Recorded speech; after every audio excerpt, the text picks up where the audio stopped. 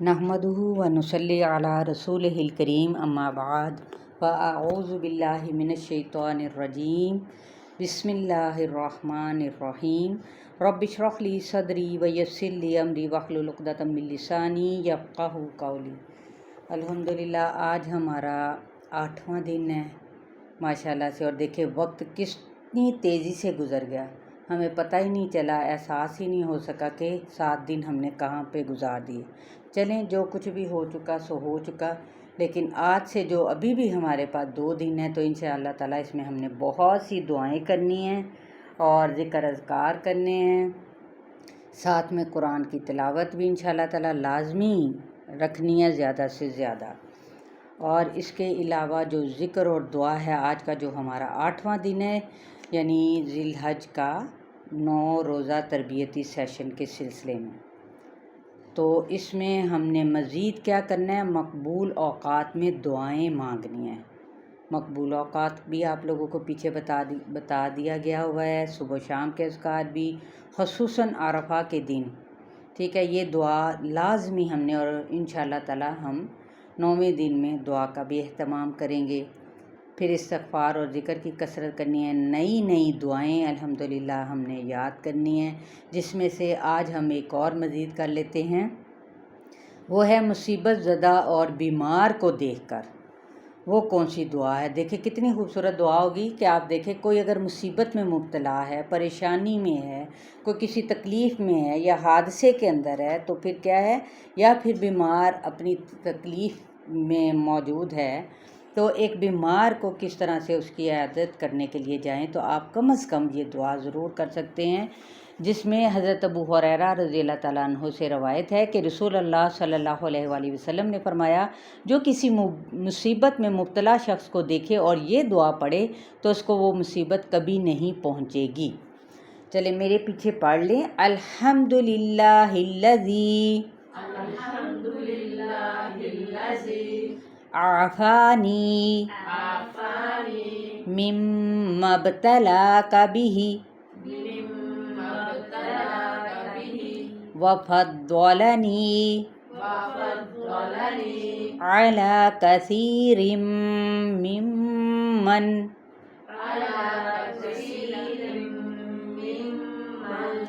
खलक़ तफ़दीला।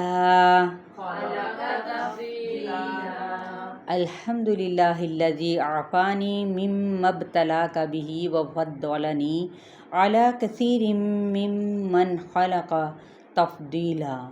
सब तारीफ़ अल्लाह के लिए है जिसने मुझे उससे आफ़ियत दी। किससे? उस चीज़ से, यानी बीमारी से या किसी मुसीबत में मुब्तला शख्स को देखकर, जिसमें तुझे मुब्तला किया और मुझे अपनी बहुत सी मखलूक़ात पर फ़जीलत अता की। सुनने तिरमिज़ी की रवायत है। ये कितनी खूबसूरत ये दुआ है।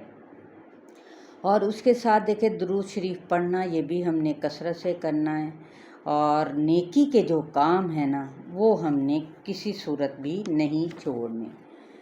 अब नेकी के लिए देखें, अब आप मुझे ये, मैं आप लोगों से सवाल करना चाहती हूँ कि आप अमले स्वाले करना चाहती हैं, यानी नेक अमाल करना चाहते हैं? तो चलें इस सिलसिले में हम बढ़ते आगे। कुछ मैं सवालात आप लोगों के सामने रखती हूँ, साथ ही जवाब भी दिए जाएंगे जो कि हदीस से साबित है, यानी जिनको आप सल्लल्लाहु अलैहि वसल्लम का अक़वाल से है, क्योंकि हदीस वही होती है ना जो कौल, फ़ेल और अमल पर मुश्तमिल हो। बिस्मिल्लाहिर्रहमानिर्रहीम। क्या आप ये चाहते हैं कि अल्लाह ताला आपको जन्नत में मेहमान बनाए? जी, तो इस सिलसिले में क्या करना होगा? मेरे नबी सल्लल्लाहु अलैहि वसल्लम ने फरमाया, जो शख्स मस्जिद जाता या आता है तो अल्लाह ताला उसके हर आने जाने पर क्या है, जन्नत में एक मेहमानी तैयार फरमाएंगे। अब ये देखिए, जन्नत के जो अंदर उसका मेहमान है उस अल्लाह का, तो वो कौन है? जो मस्जिद में रेगुलर अपनी नमाज़ें अदा करने के लिए आता भी है और जाता भी है, जबकि ख़वातीन ये बंदोबस्त कैसे कर सकती हैं? अपने घरों में। इसी तरह अगला सवाल है, क्या आपने इस हदीस पर अमल किया, यानी नमाज़ें पढ़ने पे? तो इंशाअल्लाह ताला हमारा जो पहला टॉपिक ही इसी तरह से था, नमाज और नमाज के बाद के मसनून अज़कार। تو اس سلسلے میں آپ صلی اللہ علیہ وآلہ وسلم نے فرمایا جب بھی لوگ صبح کرتے ہیں 2 فرشتے آسمان سے اترتے ہیں تو ان میں سے ایک کہتا ہے اے اللہ جو تیری راہ میں خرچ کرتا ہے اسے اور عطا فرما، اور دوسرا کہتا ہے اے اللہ جو دینے سے رکتا ہے اس سے تو دیا ہوا بھی چھین لے۔ اب آپ دیکھیں 2 فرشتے مقرر ہوتے ہیں، ایک آتا ہے کس سلسلے میں؟ دینے کے لیے، اور ایک جاتا ہے کس سلسلے میں کہ نہیں بھئی واپس وہ اپنا جو سویا رہتا ہے نماز کے بعد، تو وہ ظاہر صبح فجر کی نماز کے بعد وہ آ کے فوری طور پہ لیٹ جاتا ہے، بے شک اس نے نماز پڑھی لیکن کیا ہے وہ سو گیا، تو وہ اللہ تعالیٰ یا اس نے نماز پڑھی ہی نہیں، وہ سویا ہی رہ گیا اور اٹھا ہی نہیں، تو جو فرشتہ آتا ہے نا وہ دروازے پہ آ کر کہتا ہے یا اللہ وہ تو تیرا بندہ سویا ہوا تھا، میں تو اس کا رزق دینے گیا تھا لیکن وہ نہیں، مطلب ظاہر ہے غافل سویا ہوا، میں اسے کیسے اٹھاتا، تو میں واپس لے آیا ہوں۔ بالکل ایسے ہی، اور کیا آپ چاہتے ہیں کہ اللہ تعالیٰ کی رحمت خاص آپ کو بھی ملے؟ کیوں نہیں چاہتے، ہم لوگ چاہتے ہیں نا۔ تو اس سلسلے میں آپ صلی اللہ علیہ وآلہ وسلم نے فرمایا جو مجھ پر ایک بار درود پڑھے گا اللہ تعالیٰ اس پر اپنی 10 رحمتیں نازل فرمائے گا، سبحان اللہ۔ پھر ہے کیا آپ جنت میں ایک گھر چاہتے ہیں؟ تو آپ صلی اللہ علیہ وآلہ وسلم نے فرمایا جو مسلم بندہ روزانہ محض اللہ کی خاطر 12 رکعتیں نفل سنت موقدہ پڑھے گا اللہ تعالیٰ اس کے لیے جنت میں ایک گھر بنائے گا۔ کیا آپ نے یہ وصیت سنی ہے؟ سیدنا ابو ہریرہ رحمۃ اللہ علیہ اس سلسلے میں فرماتے ہیں کہ مجھے میرے مہمان دوست صلی اللہ علیہ وسلم نے ہر ماہ 3 روزے رکھنے کی، 2 رکعت چاشت نماز پڑھنے کی یعنی نماز نفل، اور سونے سے قبل وتر پڑھنے کی وصیت فرمائی۔ کیا آپ لوگوں نے بھی سنی یہ وصیت؟ اور الحمدللہ آج ہم نے سن لی۔ اچھا، اب یہ سوال و جواب کا بہت پیارا سا سلسلہ، میں نے کہا چلیں کچھ شیئر کرتی چلی جاؤں۔ تو اسی طرح سے کیا آپ چاہتے ہیں کہ مرنے کے بعد بھی آپ کے نیک اعمال کا تسلسل باقی رہے؟ اور یہی نیک اعمال ہیں ہمارے جو ہم سمجھے کوشش کے ساتھ کرنے کی کوشش کر رہے ہوتے ہیں، بھرپور ایفرٹ۔ تو پھر مسجدیں بنوانا، کنویں کھدوانا، اولاد کی نیک تربیت کرنا، علم دین کو پھیلانے کی سعی کرنا، مثلاً اچھی کتابیں چھپوانا، ٹھیک ہے، یہ ہم نے پیچھے بھی پڑھا کہ اچھی کتابیں بھی چھپوائی جا سکتی ہیں، اور اس کے علاوہ انہیں علم دین کو پھیلانے کی کوشش، یعنی اگر آپ آ رہے ہیں تو آپ کہیں گے کہ دوسرا بھی میرے ساتھ ہی چلے، یہ کام کرنا۔ اس کے علاوہ ایسی تمام کچھ ایسی چیزیں ہوتی ہیں جیسے کچھ کارڈز ہوتے ہیں یا کچھ ایسے ہم لوگوں نے ایسے پمفلٹس کیے ہوتے ہیں شائع، تو وہ بھی کیا کرنا ہے، تقسیم کرنا، ٹھیک ہے۔ یہ بھی دیکھیں کیا ہے آپ کے لیے نیکی کے کام ہے، تو ان کے لیے مالی مدد کرنا اپنے اوپر لازم کر لیجئے، کیونکہ یہ سب صدقہ جاریہ ہیں۔ آپ صلی اللہ علیہ وآلہ وسلم نے فرمایا جب آدمی فوت ہو جاتا ہے تو اس کے سارے عمل اس سے کٹ جاتے ہیں سوائے 3 کے، یعنی وہ نہیں کٹتے۔ نمبر 1 صدقہ جاریہ، جو کہ جاری رہنے والے کام ہوتے ہیں نا وہ، ٹھیک ہے۔ ایسا علم جو اب صدقہ جاریہ ہماری اولاد بھی ہے، ٹھیک ہے، اور کچھ ایسے کام جیسے کوئی کنواں کھدوا دینا یا کوئی کسی کے گھر میں نلکا لگوا دینا غریب کے گھر میں، یا پھر پنکھا کسی ایسے جگہ پر بندوبست کروا دینا جہاں پر پنکھے کا بندوبست نہیں ہے، یا کولر وغیرہ رکھ دینا۔ اسی طرح ایسا علم جس سے لوگ فائدہ اٹھائیں، یعنی علم دیکھیں کتنا خاص طور پہ دین کا علم کتنا خوبصورت علم ہوتا ہے کہ آپ اس سے فائدہ اٹھائیں، یعنی خود بھی اٹھاتے ہوئے لوگوں کو بھی اس کو شیئر کرتے جائیں، بلکہ اس میں بخل نہ کریں۔ پھر ہے یا تو نیک اولاد جو رب کی بارگاہ میں آپ کے لیے آپ کے پیچھے کیا کرے، وہ صدقہ جاریہ بھی بنے اور ساتھ میں آپ لوگوں کے لیے دعا بھی کرے۔ اچھا، کیا اب آپ چاہتے ہیں کہ آپ کی دعائیں قبول ہوں؟ تو آپ صلی اللہ علیہ وآلہ وسلم نے فرمایا کوئی مسلمان جب اپنے غائب بھائی کے لیے دعا کرتا ہے تو فرشتہ اسے یہ کہہ دیتا ہے کہ تیرے لیے بھی وہی کچھ۔ کیا آپ کو علم ہے کہ اللہ تعالیٰ کو سب سے اچھی بات کون سی لگتی ہے؟ اس کے جواب میں آپ صلی اللہ علیہ وآلہ وسلم نے فرمایا کیا میں تمہیں یہ نہ بتاؤں کہ اللہ تعالیٰ کو سب سے اچھی بات کون سی لگتی ہے؟ اللہ تعالیٰ کو سب سے اچھی بات سبحان اللہ و بحمدہ ہی لگتی ہے۔ کیا آپ چاہتے ہیں کہ آپ کے گناہ معاف کر دیے جائیں، خواہ وہ کتنے ہی زیادہ ہو؟ تو اس سلسلے میں آپ صلی اللہ علیہ وآلہ وسلم نے فرمایا کہ جو ایک دن 100 بار سبحان اللہ و بحمدہ ہی کہتا ہے تو اس کے گناہ مٹا دیے جاتے ہیں، خواہ سمندر کی جھاگ کے برابر ہی کیوں نہ ہوں۔ کیا آپ چاہتے ہیں کہ رب کے قریب ترین ہو جائیں؟ تو اس میں بھی ایک نسخہ دیکھیں، یہ کیا ہے کہ آپ صلی اللہ علیہ وسلم نے فرمایا بندہ اپنے رب کے قریب اس وقت سب سے زیادہ ہو جاتا ہے جب وہ سجدے میں ہوتا ہے۔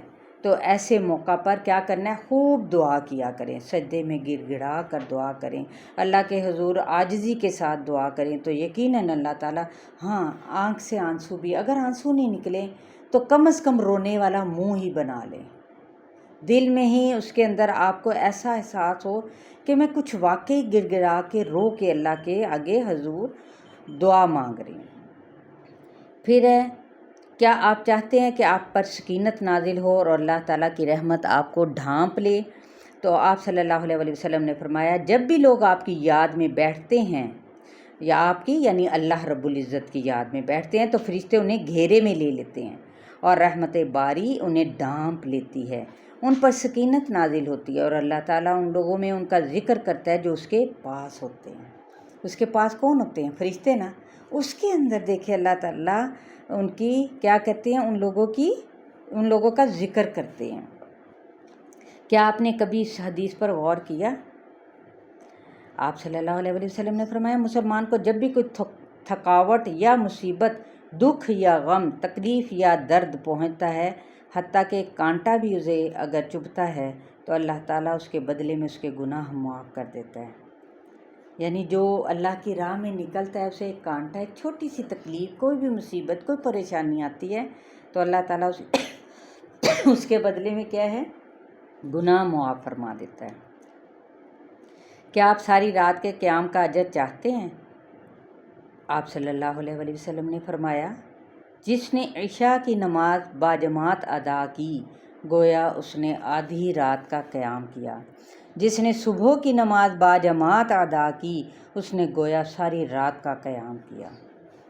یہ دیکھیں کہ صبح کی نماز میں سارا دن اور رات کی نماز میں ایسے کہ ساری رات۔ کیا آپ چاہتے ہیں کہ آپ کی نیکیاں پہاڑ کی طرح ہو جائے؟ تو اس سلسلے میں بھی آپ صلی اللہ علیہ وسلم نے فرمایا جو جنازے میں نماز جنازہ پڑھنے تک ساتھ رہتا ہے، یعنی آدھے راستے سے واپس نہیں آتا، اس کے لیے ایک قیرات ہے، اور جو نماز جنازہ کے ساتھ دفن ہونے تک ساتھ رہتا ہے تو اس کے لیے 2 قیرات ہیں۔ عرض کی گئی یہ 2 قیرات کیا ہیں؟ فرمایا وہ 2 بڑے بڑے پہاڑوں کے برابر ثواب۔ کیا آپ چاہتے ہیں کہ اللہ کی امان میں رہیں؟